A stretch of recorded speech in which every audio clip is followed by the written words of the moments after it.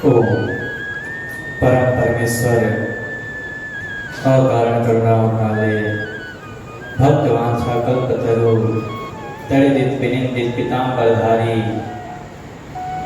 श्री लक्ष्मी नारायण जी के चरणों में कोटिशः नमन करते हुए मंच पे विराजमान पूज्य महाराज जी के चरणों में कोटिशः नमन। आप सभी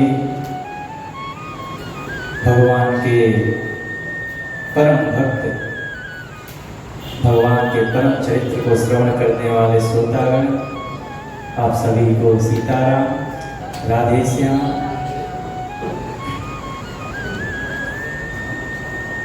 आज प्रातःकालीन सत्र में हम लोगों ने आंवला नवमी के बारे में श्रवण किया कि आंवला नवमी क्यों मनाते हैं। इसी को हम लोग अक्षय नवमी भी कहते हैं। अक्षय नवमी क्यों मनाएं, और आप लोगों ने अक्षय नवमी का महत्व समझ करके आज आंवला का पूजन भी किया होगा, आज कुछ जब तक भी किए होंगे, तो इसका फल तो अक्षय हो ही गया है। अभी हम लोग कुछ दिनों बाद तुलसी विवाह मनाएंगे। वैसे तुलसी हैं कौन? सबसे पहले तो हम ये जानें तुलसी जी का विवाह किससे हुआ। तो एक बहुत बड़ा दैत्य हुआ जिसका नाम था जालंधर। ये जालंधर इतना पराक्रमी दैत्य था कि देवताओं को स्वर्ग से भी दौड़ा के भगा देता। देवता लोग घूमे फिरते थे, भटकते रहते थे इसके डर के कारण। देवताओं में और दैत्यों में भयंकर युद्ध छिड़ गया। अब इस जालंधर को मारे कौन? क्योंकि इतना पराक्रमी क्यों था ये? इसमें कोई ताकत नहीं थी, इसमें किसी की शक्ति थी तो इसकी पत्नी इतनी पतिव्रता थी कि उसके सतीत्व के कारण इसमें इतना ताकत आ गया था, इतनी शक्ति आ गई थी कि इसको कोई परास्त नहीं कर सकता था। कि जिस युद्ध में जाता था उसको हरा कर नहीं मानता था। देवताओं पर आक्रमण कर दिया, भयंकर युद्ध छिड़ा हुआ है। उधर भगवान शिव जालंधर से युद्ध कर रहे हैं। कई वर्ष बीत गए परंतु जालंधर मारा नहीं जा रहा है। सब लोग त्राहिमाम करने लगे कि जालंधर मरेगा कैसे। ऐसे तो युद्ध और विस्तार से बढ़ता जा रहा है, दिन प्रतिदिन ये और इसमें ताकत आए जा रहे हैं। क्योंकि इधर जालंधर युद्ध में गया था और इधर उसकी पत्नी वृंदा भगवान शिव की उपासना कर रही थी।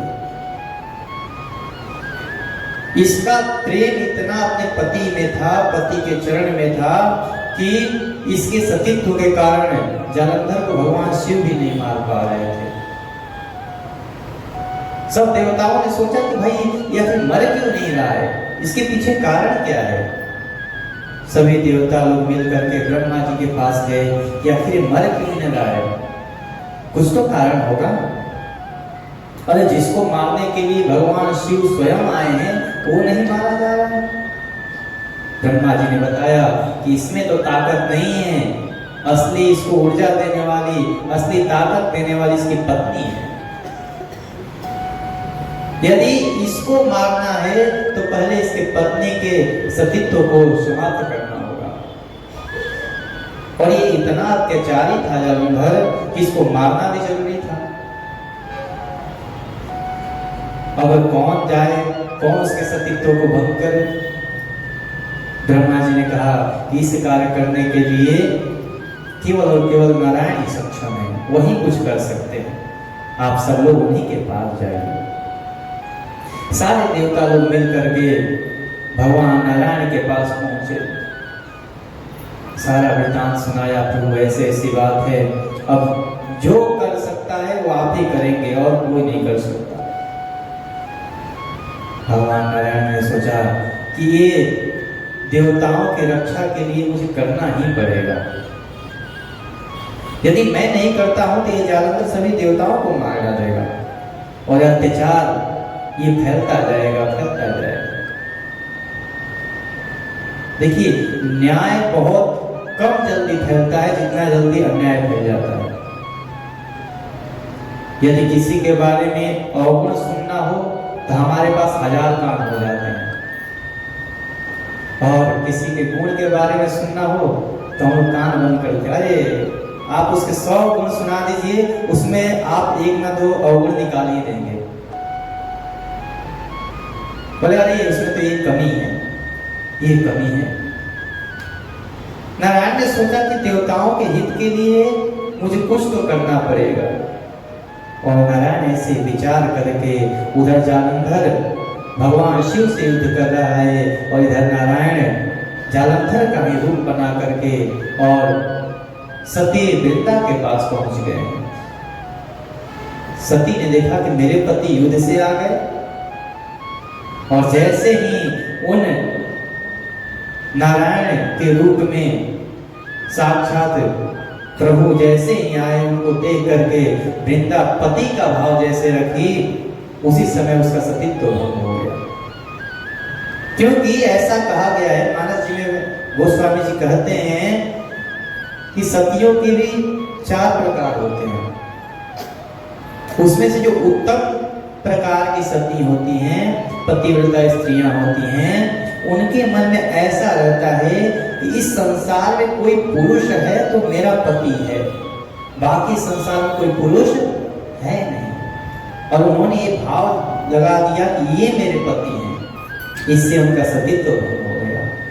और जैसे ही सतीत्व भंग हुआ, उधर जालंधर का भी भगवान शिव ने राम नाम सत्य कर दिया। और जैसे इधर वृंदा को पता चला कि ये तो मेरे साथ छल हो गया है, कुपित हो गई भगवान नारायण पर कि आप परमेश्वर होकर के और आप ऐसे छल करते हैं। यदि आप ऐसे करते हैं तो फिर असुर में और देवताओं में अंतर क्या रह गया? आप भी कपट कर रहे हैं और देवता दैत्य लोग भी कपट करते हैं, अंतर क्या है? और उसी समय क्रोध में आकर के उनको श्राप दे दिए कि जाइए आप सीधा बन जाइए, पत्थर बन जाइए। और उनको श्राप दे करके और वृंदा अपने पति के चिता पर जाकर बैठ करके और अपने शरीर का दाह कर दिया। भगवान नारायण उससे प्रसन्न हो गए कि देवी आपसे छल करना आवश्यक हो गया था, इसलिए मैंने किया, परंतु आपका सतीत्व धन्य है, इसलिए मैं आपको वरदान देता हूं कि यदि अगला जन्म हुआ तो मैं स्वयं आपके पति के रूप में आऊंगा और आपका विवाह मेरे से ही होगा। जैसे ही जिस चिता पर बैठ करके वृंदा अपने शरीर को त्यागी थी, वहीं पर से एक तुलसी का पौधा प्रकट हो गया, तुलसी मैया प्रकट हो गई। और इधर गंडकी नदी से भगवान शालिग्राम प्रकट हुए और इन दोनों का विवाह हुआ। भगवान नारायण कहते हैं कि यदि मेरे से किसी ने तुलसी मैया को दूर किया तो उसको दारुण दुख प्राप्त होता है। भगवान नारायण ने कहा कि मैं अगला जब जन्म लूंगा, अगले बार जब प्रकट होऊंगा तो केवल और केवल तुम्हारे लिए ही होगा, मुझे कोई और स्त्री नहीं स्पर्श कर पाएगी। जिस प्रकार आप एक सती थी, पतिव्रता थी, उसी प्रकार मैं भी उस समय पत्नी व्रता बन के आऊंगा, केवल और केवल आपका ही स्पर्श होगा। इसीलिए हमारे शास्त्र कहते हैं कि शालग्राम को स्त्रियों को नहीं स्पर्श करना चाहिए। शालग्राम को केवल पुरुष, वो भी जनेऊधारी ही स्पर्श कर सकते हैं, उनका सेवन कर सकते हैं। ऐसे करके आज के जो आने वाले तुलसी विवाह, इसी दिन माता तुलसी और भगवान शालग्राम का विवाह संपन्न हुआ था। बोलिए शालग्राम भगवान की। तुलसी मैया की।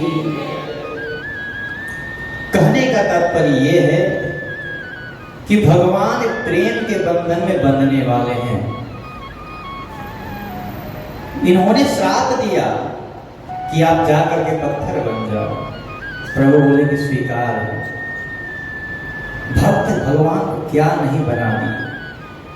भक्त ने चाहा कि प्रभु मैं आपको ना मनुष्य और ना कोई जानवर के रूप में देखना चाहता हूं, भगवान तुरंत ही नरसिंह बन करके आ गए। किसी भक्त ने चाहा प्रभु मैं आपको मछली के रूप में देखना चाहता हूं, बोले लो अभी हो जाता हूं, तुरंत मत्स्य अवतार धारण कर लिए। जिसने जो भाव लगाया प्रभु उसी भाव से प्रकट हो जाते हैं। भगवान कहते हैं भाव का मैं भूखा हूं, भाव से जैसे पुकारो। और एक बात बताएं, और किसी बंधन में बंधने से तो लोग छूट भी जाते हैं, लेकिन भगवान कहते हैं कि मुझे भक्ति के बंधन में बांध दिया ना तो मैं कभी आजाद होना ही नहीं चाहता। यदि वो चाहे तो आजाद हो जाए, परंतु प्रभु चाहते ही नहीं कि मैं आजाद हूं। वो चाहते हैं कि बस मैं इसी बंधन में बंधा।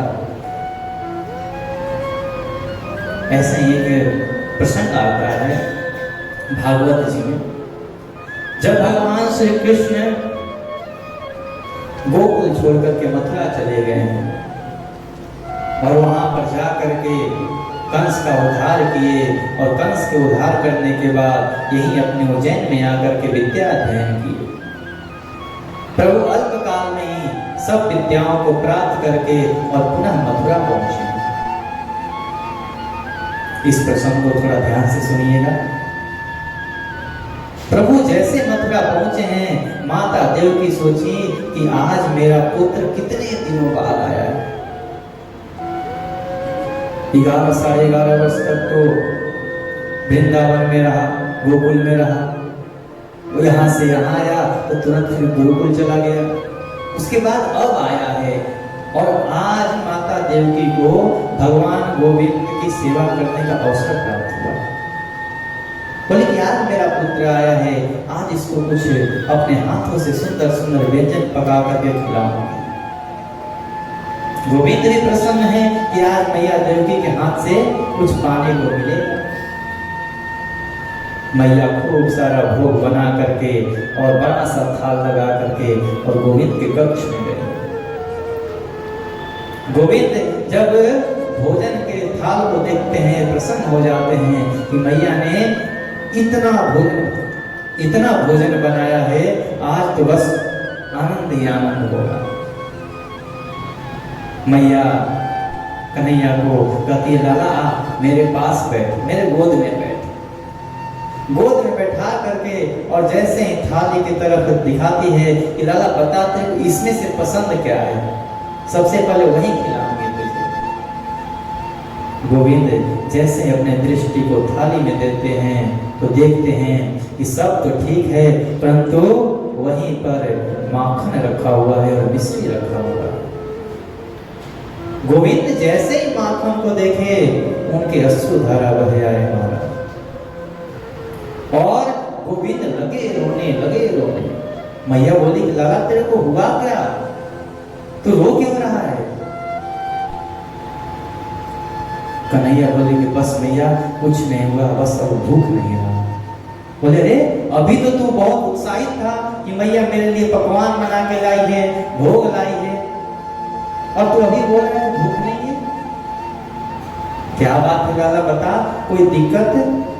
बोले नहीं मैया कोई परेशानी नहीं है, कोई दिक्कत नहीं है, बस अभी भूख नहीं है। इधर मैया देवकी रोती रोती आकर के वसुदेव जी से कहती हैं कि देखिए ना, गोविंद के पास में थाली लेकर के गई भोजन का, तो उस समय तो प्रसन्न था, लेकिन थोड़े समय में लगा रोने और चुप ही नहीं हो रहा है, पूछने के बाद भी नहीं बता रहा है कि हुआ क्या उसको। वसुदेव जी कहते हैं कि देखो वो जब आपको नहीं बताया तो मुझे क्या बताएगा। वहीं पर भगवान के परम मित्र हैं उद्धव जी महाराज। उद्धव जी महाराज को वसुदेव जी भेजते हैं कि देख लाला कन्हैया तेरा मित्र है, और एक बालक अपने हृदय की बात अपने माता पिता से ना बताए हो सकता है, परंतु मित्र से अवश्य बता देता है। तू जाके पूछे कि आखिर उसको हुआ क्या है, वो रो क्यों रहा है, उसको यहाँ अच्छा नहीं लग रहा है। अगर अच्छा नहीं लग रहा है तो हम फिर से भेज देंगे वृंदावन, उसमें कोई दिक्कत नहीं है, क्योंकि हमें केवल कृष्ण प्रसन्न चाहिए। हमें ये नहीं चाहिए कि हमारे पास रहे और दुखी रहे, ये बिल्कुल ही नहीं चाहिए। उद्धव जी महाराज जाते हैं, कन्हैया का दर्शन करते हैं, कन्हैया के आंख में अश्रुधारा देख करके उद्धव जी महाराज बोले कि प्रभु आपकी आंखों में आंसू। ये उद्धव जी महाराज कोई साधारण नहीं है। पहला नंबर, ये भगवान श्री कृष्ण के मित्र हैं।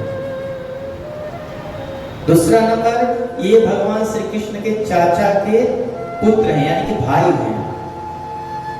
और तीसरा नंबर, ये मथुरा के महामंत्री भी हैं। और ये स्वयं देवगुरु बृहस्पति के शिष्य हैं। और इनको पता है कि ये जो कृष्ण है ये कोई साधारण नहीं है, ये साक्षात नारायण है। जाके कहते हैं कि गोविंद क्या हुआ, आप मुझे बताइए। गोविंद सारे वृत्तांत सुना देते हैं कि उद्धव भैया, आज जब मैं थाल में मक्खन का बूंदा देखा तो मुझे वृंदावन, मेरा ब्रज याद आ गया, मुझे यशोदा मैया याद आ गई। अरे उन्होंने मुझे इतने भक्ति से बांध दिया है, अपने प्रेम से बांध दिया है कि उस प्रेम से मैं छुटकारा पा ही नहीं पा रहा। आज इतने दिनों बाद माखन देखा, बस वही मेरे को ब्रज याद आ गए। मैं बस एक आप काम करो कि आप एक बार ब्रज जाओ, क्योंकि मैं ब्रजवासियों से कह के आया था कि बस परसों आ जाऊंगा, ज्यादा समय नहीं लगाऊंगा, कल यज्ञ देखूंगा और परसों पुनः आ करके और आप लोगों के साथ आनंद से रहूंगा। अरे मुझे जब जाना ही नहीं था वहां पे, तो मैं उन लोगों को ये धैर्य धारण क्यों कराया? यशोदा मैया को क्यों बोला कि मैया मैं आऊंगा आऊंगा? उद्धव जी कहते हैं कि देखो कन्हैया, आपने उस समय कहा, लेकिन अब बहुत समय बीत गया है, सब शांत हो गया होगा। कन्हैया कहते हैं नहीं भैया, कुछ शांत नहीं हुआ होगा। वो मुझे याद आ रहे हैं, यानी कि वो लोग भी मेरे को याद कर रहे होंगे, नहीं तो मुझे याद नहीं आते, वो सब मुझे याद कर रहे हैं। आप मेरे कहने पर एक बार आप जाओ।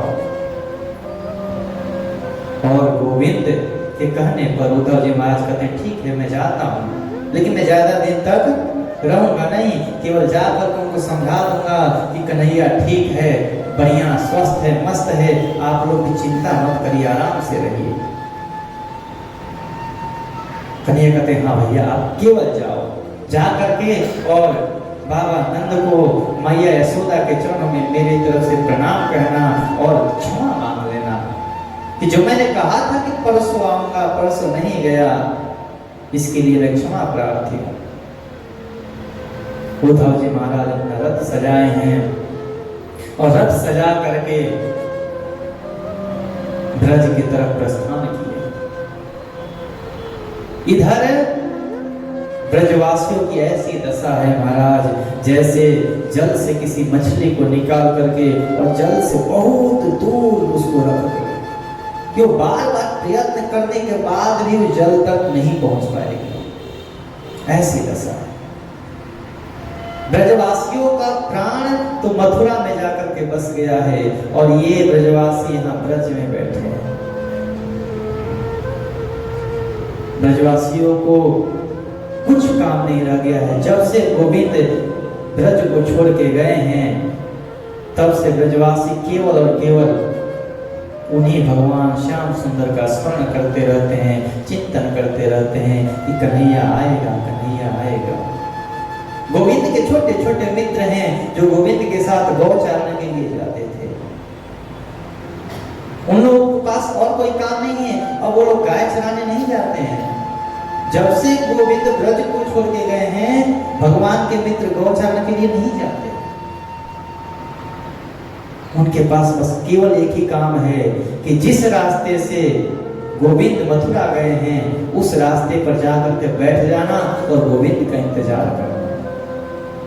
प्रातः काल होता है, सब जितने भगवान के मित्र मंडली थे वो सब के सब अब गौ चराने छोड़ करके उस रास्ते पर उस बैठ जाते हैं और केवल एक टक लगा करके उस मथुरा से आने वाले रास्ते को निहारते रहते हैं। गोविंद आएगा, गोविंद आएगा। यदि कोई आने के लिए बोले तो आप कितने देर तक इंतजार कर सकते हैं? 5 मिनट तक, 10 मिनट तक, 1 दिन, 2 दिन, 5 दिन, 10 दिन, इतना कर सकते हैं ना? इन ब्रजवासियों का प्रेम देखिए। ये ब्रजवासी 1-2 दिन नहीं, जब से गोविंद गए हैं इनका नित्य नियम है प्रातः काल होते ही उस रास्ते पर जाकर के बैठ जाना और इंतजार करना। सुबह से लेकर संध्या के समय सायंकाल तक वहां पर बैठे रहते हैं। जब देखते हैं कि अब सूर्य भगवान छुप गए हैं तब बेचारे निराश होकर के वापस आते हैं और आकर के यशोदा मैया से कहते हैं, मैया तेरा कन्हैया आज भी नहीं आया, लेकिन चिंता मत कर मैया, शायद आज कोई उसको विशेष कार्य पड़ गए होंगे इसलिए नहीं आया, कल आएगा, कल आएगा। और ऐसा यशोदा मैया को भी धैर्य धारण कराते हैं। फिर पुनः प्रातः काल उठते हैं और फिर जाते हैं। वैसे एक दिन नहीं, रोज का नियम है, रोज जाते हैं, रोज आते हैं। कभी भी उनके मन में ये नहीं आया कि गोविंद नहीं आएगा। उनके मन में ये था कि गोविंद हमसे प्रेम करता है, हमें कह करके गया है कि परसों आऊंगा। अब राजकुमार हुआ है तो शायद कुछ काम पड़ गया होगा, इतना बड़ा राज्य है, सब संभालना है उसको। कोई बात नहीं, हमारा कन्हैया है, कल आएगा, आज नहीं तो कल आएगा, आज नहीं तो कल आएगा। ऐसे इंतजार करते हैं। एक दिन भगवान के मित्र मंडली ऐसे ही उस रास्ते पर बैठ के इंतजार कर रही है। तब तक श्री रामा का नजर उस रास्ते पर पड़ा जहां से एक रथ चला आ रहा है। श्री रामा ने कहा कि देखो भाई, कुछ आ रहा है उधर से। उस पे जो ध्वजा लगी हुई है वो वैसी लगी हुई है जैसे अक्रूर जी लेकर के गए थे भगवान श्री कृष्ण को जिस रथ से। मथुरा की ध्वजा लगी हुई है। श्री कृष्ण पक्का आ गया, अपना कन्हैया आ गया, अपना कन्हैया आ गया। अब सारे ब्रजवाल लगे प्रसन्न होने, लगे नाचने, ये अपना कन्हैया आ गया। उस ध्वजा को देख करके झूम उठे हैं सबके सब। सबके सब एक दौड़ लगाए हैं, परंतु उसमें से एक भगवान श्री कृष्ण का परम मित्र था, जिससे बहुत प्रेम करते थे भगवान श्री कृष्ण, जिसका नाम था मधुमंगल। मधुमंगल कहता है क्योंकि मधुमंगल उन सब में छोटा था, तो छोटे से भगवान श्री कृष्ण अधिक प्रेम करते थे। मधुमंगल कहता है कि जाओ तुम लोग उससे मिलो, मैं नहीं मिलने वाला। सीधा होता क्यों भाई, अभी तक तो इंतजार कर रहा था कि कन्हैया आएगा तो सबसे पहले मैं जाऊंगा, उसको हृदय से लगाऊंगा क्योंकि वो सबसे अधिक मुझसे प्रेम करता है, और वो जब आ रहा है तो तू जा नहीं रहा है। बोला नहीं जाऊंगा, क्यों जाऊं मैं? अरे उसने इतने दिन इंतजार क्यों कराया? परसों को बोल के गया था और इतना समय कोई लगाता है जितना वो समय लगा दिया। मैं नहीं जाऊंगा, तुम लोग को जाना है, जाओ। बोले भाई देख, उठना उठना बाद में करना, पहले कन्हैया आए चल मिल ले। बोला ना ना, ऐसे मानूंगा ही नहीं। वो कन्हैया आएगा, मेरे चरणों में पड़ेगा, नाक रगड़ेगा कि मधुमंगल मान जा मान जा मान जा, तब जाकर के कहीं मैं मानूंगा, ऐसे तो मानने वाला नहीं। सीतामा बोला कि ठीक है, तू यहीं बैठे रह, हम लोग जाते हैं। भगवान श्री कृष्ण के जितने मित्र थे सबके सब दौड़ लगाए हैं रथ की तरफ। मधुमंगल यहाँ अकेला बैठा बैठा सोच रहा है कि ये लोग जा रहे हैं, मैं यहाँ पीछे बैठा, ये लोग जाकर के कन्हैया का दर्शन कर लेंगे और मैं दर्शन से वंचित रह जाऊंगा। कैसे मैं आज दर्शन करूं उसका? बोले कि चलो ठीक है, उठना उठना तो बाद में रहेगा, पहले चल करके गोविंद का दर्शन करते हैं। और मधुमंगल ने दौड़ लगाई गाड़ी है और सबसे आगे जाकर के रथ के पास पहुंचा।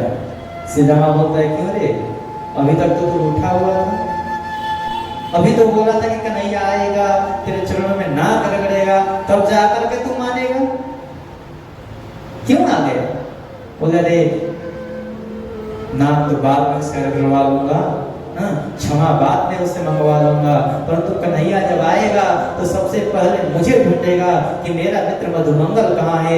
यदि मैं नहीं मिला तो बहुत दुखी होगा, मैं अपने कन्हैया को दुखी नहीं देख सकता हूँ, इसीलिए मैं आया। भगवान के मित्र उस रथ को चारों तरफ से घेर लिए। कुछ समय बीता है, 1 मिनट 2 मिनट। श्री रामा कहता है देखो भाई, इसमें भले ही कोई बड़ा राजा हो सकता है, कोई बड़ा मंत्री हो सकता है, परंतु इसमें अपना कन्हैया बिल्कुल नहीं हो सकता, अपना कन्हैया तो बिल्कुल ही नहीं हो सकता। और उधर से उद्धव जी महाराज पूछे हैं, उद्धव जी महाराज को नंद बाबा के भवन का रास्ता बता करके कहते हैं कि देखो महाराज आप आए हो तो आप चल करके खुद ही मिल लो, नंद बाबा का क्या हाल है, यशोदा मैया का क्या हाल है, अब हम क्या बताएं आपको। उद्धव जी महाराज कहते हैं हाँ हम उन्हीं से मिलने आए हैं, आप हमें बताइए। दिखाते हैं, उनको ले जाकर के यशोदा मैया से मिलाते हैं, नंद बाबा से मिलाते हैं। और वहां पे जो भाव होता है महाराज, भागवत जी में तो विस्तार से, अभी हमारे पास समय नहीं है, नहीं तो और विस्तार से करते हैं। भगवान श्री कृष्ण के माता पिता को तो छोड़िए, जो गौ माता थी, जो नंद बाबा के भवन में गौ माता थी, उनकी आंखों से अश्रुधारा, और कहा जाता है इतने अश्रुधारा बहते थे, इतने अश्रुधारा बहते थे कि नंद बाबा के घर से एक पनारे के जैसा एक जल का स्रोत निकल रहा था, इतना प्रेम करते थे। उनको देख करके उद्धव जी तो दंग रह गए कि ऐसा भी कोई होता है प्रेम में। गोपियों से जाकर के उद्धव जी मिलते हैं, गोपियां सब दृष्टांत देती हैं कि तुम्हें लग रहा है कि कन्हैया हमसे दूर है, वो हमसे दूर हो ही नहीं सकता, क्योंकि हम लोगों ने जो उसको प्रेम के बंधन में बांधा है, उससे कन्हैया कभी छुटकारा पा ही नहीं सकता है। वो हमेशा हमारे साथ रहता है, निरंतर वो हमारी सेवा करते रहता है। आज भी किशोर जी के साथ वो विराजमान है। कन्हैया कहते हैं कि मैं भक्तों के ऋण से ऋण कभी हो ही नहीं सकता, और आज भी गोविंद ब्रजवासियों के बस में रहते हैं। ऐसा है गोविंद का चरित्र। हमें भी यही चाहिए कि बस हम गोविंद को अपने बंधन में बांध लें। एक बार बांध लिए तो छुटकारा पा ही नहीं सकते।